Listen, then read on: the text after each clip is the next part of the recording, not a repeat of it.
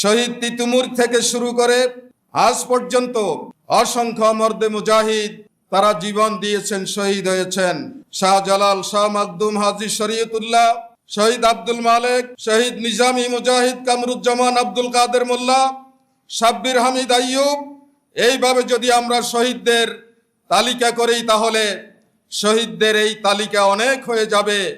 এবং এভাবেই আল্লাহর দ্বীনের জন্যে, ন্যায় ইনসাফ প্রতিষ্ঠার জন্যে যারা শহীদ হয়েছেন, শরীফ ওসমান হাদি সেই শহীদের মিছিলে শামিল হয়েছেন। আলহামদুলিল্লাহ। আমাদের কাজ হচ্ছে ইনফিরু খিফাফান ওয়া সিকালা ওয়া জাহিদু ফি সাবিলিল্লাহি বিআমওয়ালিকুম ওয়া আনফুসিকুম।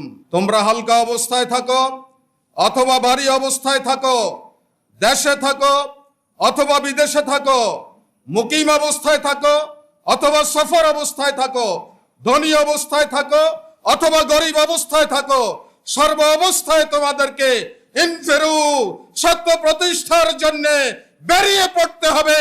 নিষ্ক্রিয় হয়ে ঘরে থাকার কোনো সুযোগ নেই।